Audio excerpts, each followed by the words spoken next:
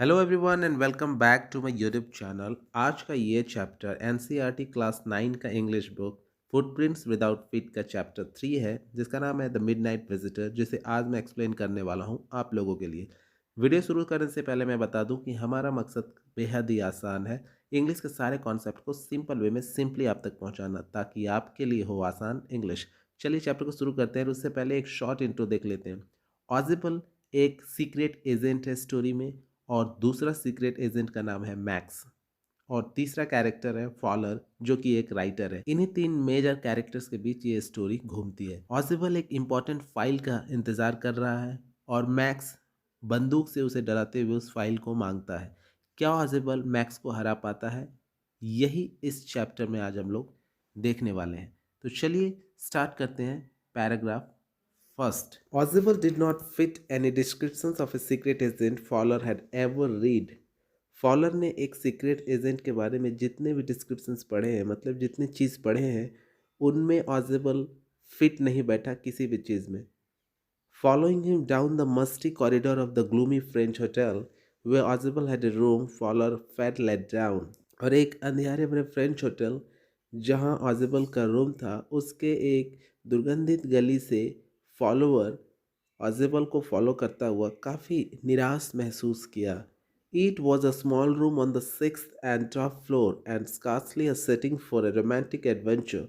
यह सबसे ऊपर 6th फ्लोर में एक छोटा रूम था, जिसका हुलिया जो देखने से एक रोमांटिक एडवेंचर लग ही नहीं रहा था। मतलब उस रूम को देखने के बाद लग ही नहीं रहा था कि ये एक सीक्रेट एजेंट का रूम है। कभी एडवेंचर्स की कमी थी। Next, Ausable was for one thing fat, very fat. एक चीज़ ऑजिबल के लिए था, वो मोटा था, बहुत ज़्यादा मोटा। And then there was his accent, और दूसरी उसका बोलने का लहजा, ढंग। Though he spoke French and German passably, he had never altogether lost the American accent he had brought to Paris from Boston 20 years ago. हालांकि वो फ्रेंच और जर्मन ठीक ठाक बोल लेता था, लेकिन वो अपने अमेरिकन एक्सेंट को, मतलब बोलने में जो अमेरिका का टोन आता था, जो लहजा था, उसका ढंग, वो भूल नहीं पाया। उसका वो नेचर नहीं गया, वो स्टाइल। हालांकि 20 साल पहले वो बॉस्टन से पेरिस आ चुका था, लेकिन आज भी उसके बोलने के स्टाइल में अमेरिकन टोन दिखता है। You are disappointed, Oswald said weasely over his shoulder. तुम निराश हो, ऑजिबल उसके कंधों के करीब जाकर वीजली, वीजली मतलब होता है काफ़ी भारी आवाज़ में, जैसे इस तरह की आवाज़ में उसने कहा कि तुम काफ़ी उदास हो। You are told that I was a secret agent, a spy dealing in espionage and danger. तुम्हें यह बताया गया था कि मैं एक सीक्रेट एजेंट हूँ, एक जासूस हूँ, जो जासूसी करता है और ख़तरों से खेलता है। You wish me to meet me because you are a writer young and romantic. तुम मुझसे मिलना चाहते थे क्योंकि तुम एक यंग और रोमांटिक राइटर हो। You invasion mysterious figure in the night, the cracks of pistols, drugs in the wine. और तुमने कई सारी चीज़ें जो है वो कल्पना की हैं, जैसे रात में रहस्यमय फिगर्स, कई तरह के चित्र, और बंदूकों की आवाज़, और शराब में ड्रग्स, ये सारे तुमने कल्पना किए। Instead, you have spent a dull evening in a French music hall with a sloppy fat man who, instead of having messages slipped into his hand by dark-eyed beauties, gets only a prosaic telephone call making an appointment in his room. इसके बजाय तुम्हें क्या मिला? एक French music hall में एक मोटे और बेढंगे तरीके से कपड़े पहने आदमी के साथ एक मायूस शाम गुजारा तुमने। और तुमने कल्पना क्या किया था कि कोई काली आंखों वाली खूबसूरत लड़कियां आएंगी और मेरे हाथों में एक पर्ची थमा के चली जाएंगी।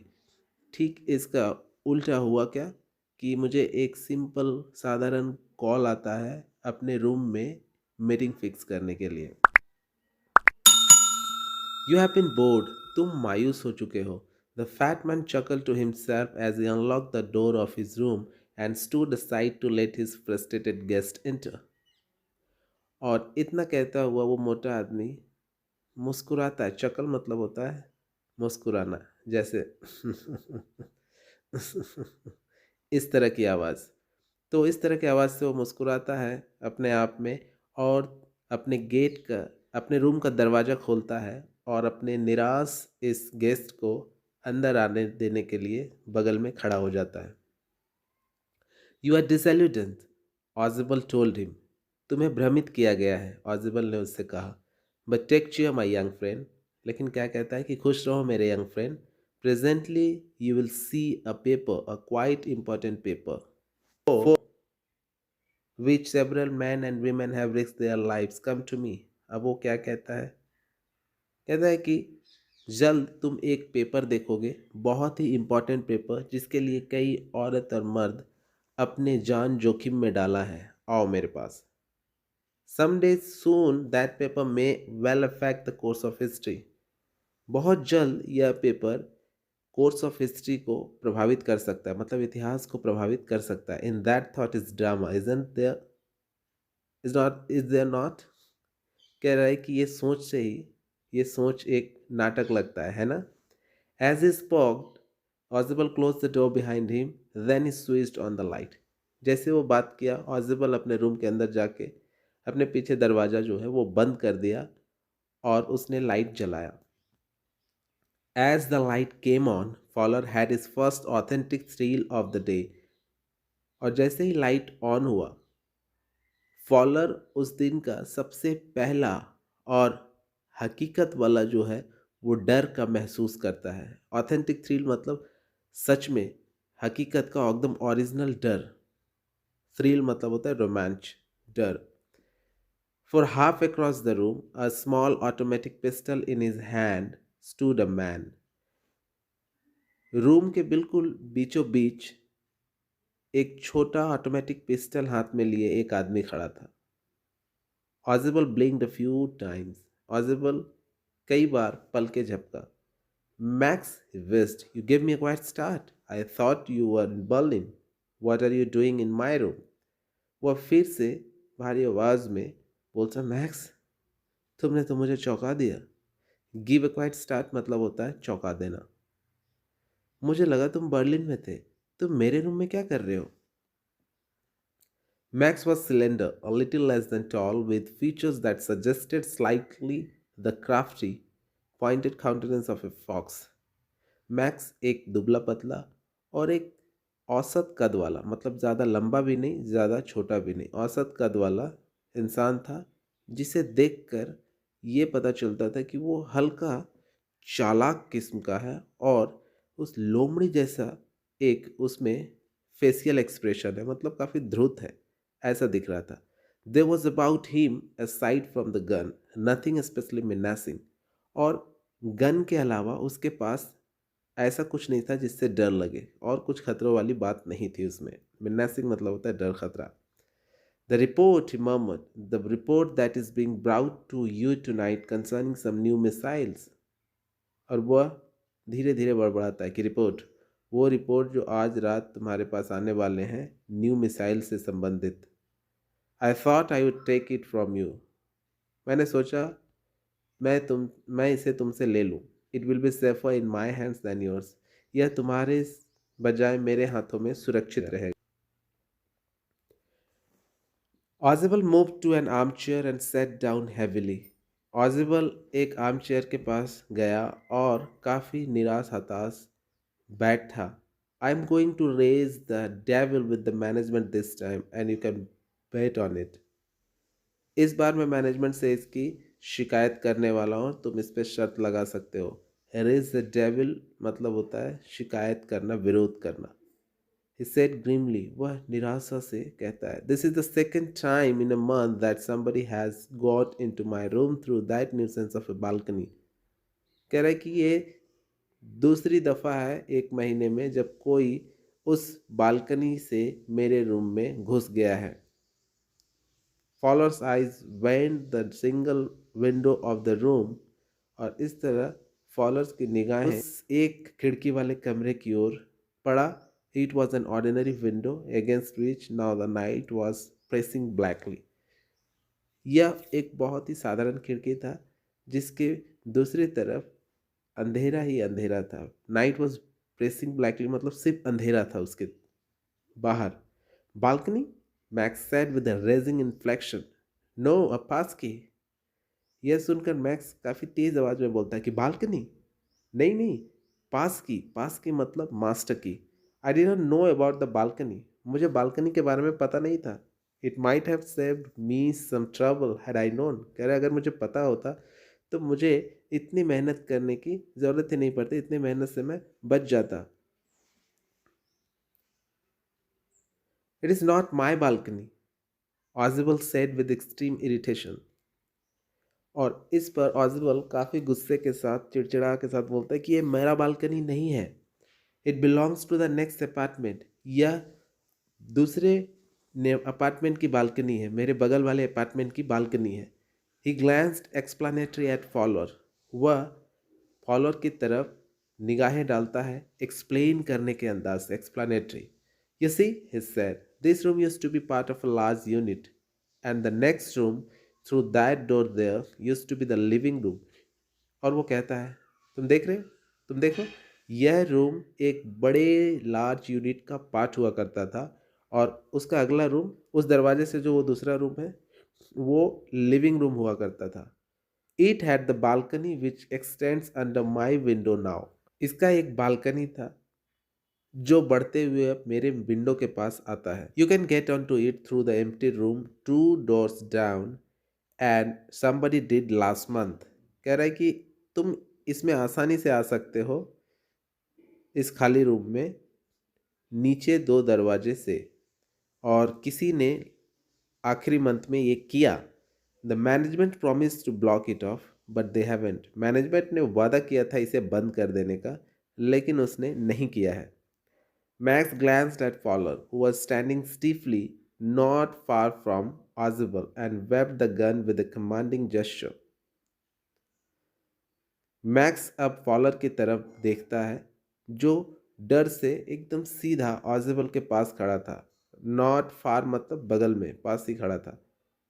एंड मो wave the gun with commanding gesture, और बंदूक को उसकी तरफ तानते हुए इशारा करता है। Please sit down, he said, we have a wait of half an hour I think, कहता है तुम बैठ जाओ, हम लोगों को आधे घंटे अभी इंतजार करना है मुझे लगता है। 31 minutes, ऑजिबल सेड मूडली। और ऑजिबल जो है वो मूड में आते हुए कहता है कि नहीं, 31 मिनट, आधे घंटे नहीं, 30 नहीं, 31।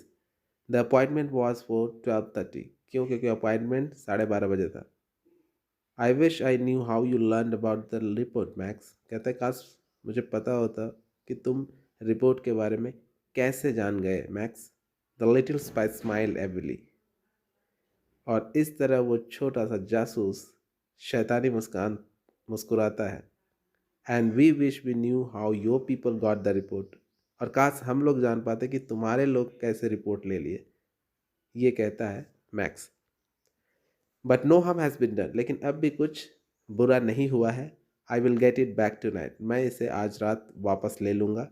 What is that, who is at the door, वह क्या है, दरवाजे पर कौन है। Fowler jumped at the sudden knocking at the door, दरवाजे पर अचानक दस्तक से फॉलोअर उछल पड़ता।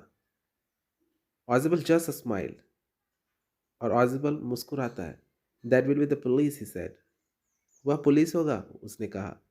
आई thought that such an important paper as the one we are waiting for should have a little extra protection, मैंने सोचा इतना इम्पॉर्टेंट पेपर जिसका हम लोग इंतज़ार कर रहे हैं, इसे एक्स्ट्रा प्रोटेक्शन देनी चाहिए, मतलब ज़्यादा हिफाजत के साथ देना चाहिए।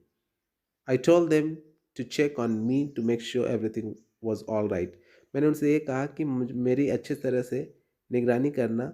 ये max bit his lip nervously, the knocking was repeated, max nervous होकर अपने होठों को काटता है और दरवाजे पर दस्तक बार बार हो रहा था।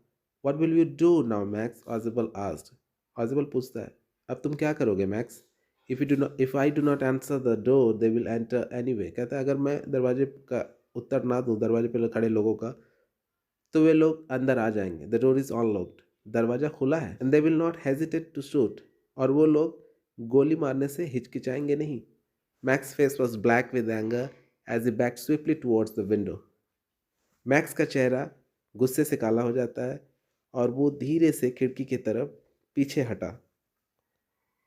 ही swang a leg over the sill, वह एक पैर विंडो सील के ऊपर डालता है, सेंड देम अवे, और कहता है उन्हें भेज दो, चेतावनी देता है, he want, I will wait on the balcony, मैं बालकनी में इंतजार करूंगा, सेंड देम अवे और I will shoot and take my chances, कहता है उन्हें भेज दो अदरवाइज मैं गोली चला दूंगा और मैं ये मौका नहीं चूकूंगा, ये मौका मैं बिल्कुल नहीं गंवाऊंगा, मैं इस मौके का फ़ायदा उठाऊंगा। The knocking at the door became louder and a voice was raised, और इस तरह दरवाजे का जो दस्तक है वो और बढ़ता गया और उधर से आवाज़ आई, mister Ausable, mister Ausable, keeping his body twisted so that his gun still covered fat man and his guest. The man at the window grasped the frame with his free hand to support himself.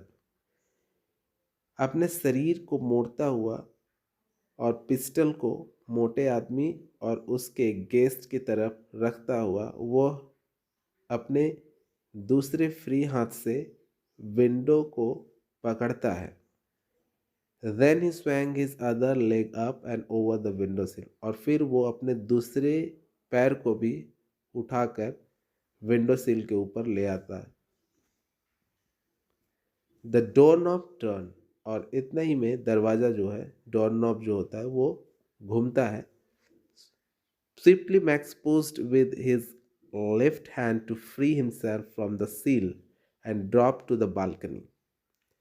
और धीरे से max अपने आप को हल्का धक्का देता है अपने बाएं हाथ से और अपने आप को फ्री करता है विंडो सिल से और बालकनी में गिरता है। And then as he dropped he screamed once shrilly, और जैसे ही वो गिरता है काफ़ी तेज वो चीखता है। The door opened and waiter stood there with a tray, a bottle and a two glass, दरवाज़ा खुलता है और एक वेटर एक ट्रे के साथ, एक बॉटल के साथ और 2 ग्लास के साथ अंदर आता है।